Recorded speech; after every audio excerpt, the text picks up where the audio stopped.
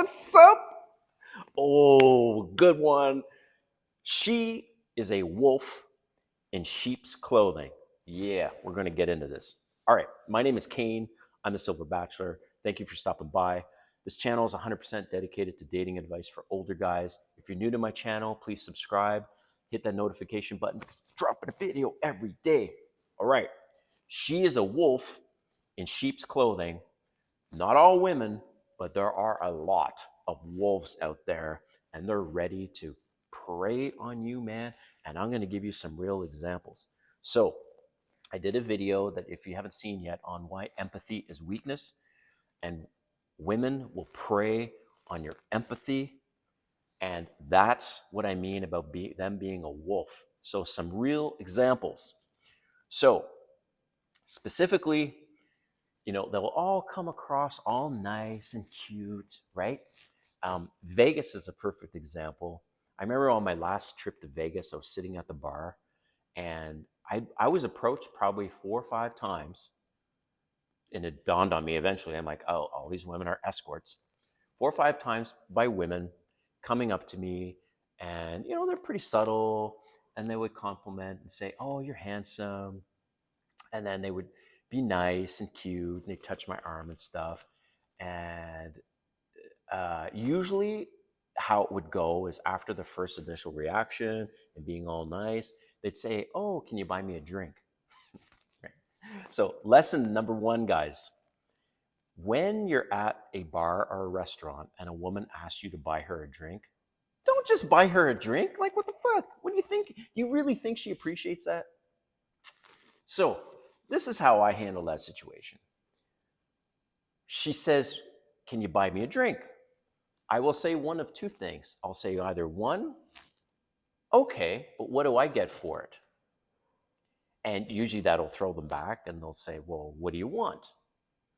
So, so if they say, what do you want for it? Sometimes I'll say, well, you have to stand here and speak with me so I can get to know you for 15 minutes. Something like that. Okay, fine. The other thing I'll say is if they say, can you buy me a drink? And I'll say, well, what do I get for it? Same thing, but just a little twist. And she'll say, well, what do you want? And I'll say, well, I'd like to have a kiss. You have to kiss me if I get you a drink. Right? So that definitely will determine their seriousness in me if they don't want to kiss me. And you get the benefit of kissing her. Like, shit.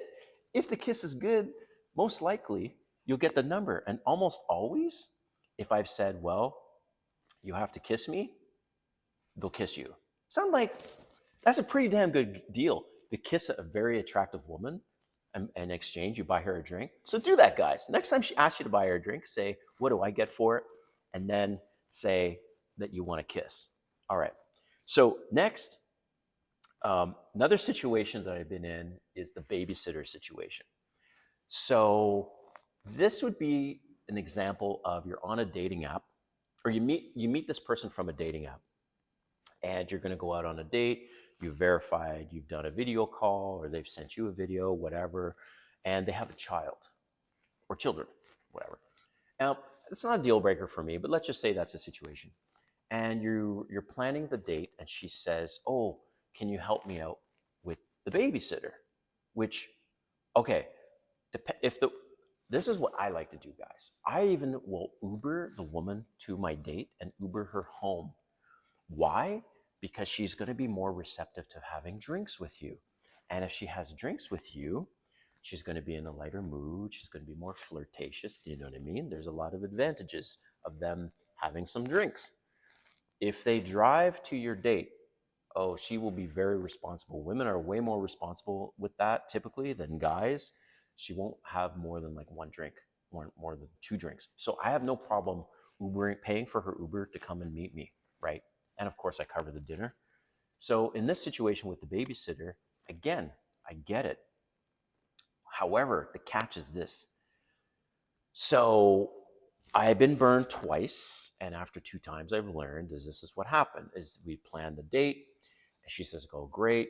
She says, "Oh, can you help me with the babysitter?" and um, it's only going to be $50 or whatever. So it's not a lot of money. But both times where I've sent money in advance of meeting, and I'll tell you how to handle this, both times I've sent money in advance of meeting, they didn't show up. I got ghosted. So I learned a lesson very quickly.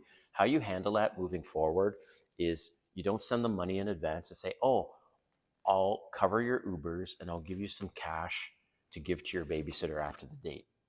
So when we meet, I'll give you some cash. If they refuse that, then you're being screwed over. So that's how you handle that. Another example is, again, dating app example. We connected, we were going to go on a date, we exchanged phone numbers. Out of the blue, I get this text before we were going to go out on our first date. And it says, hi, how are you? And I respond and say, oh, good, how are you?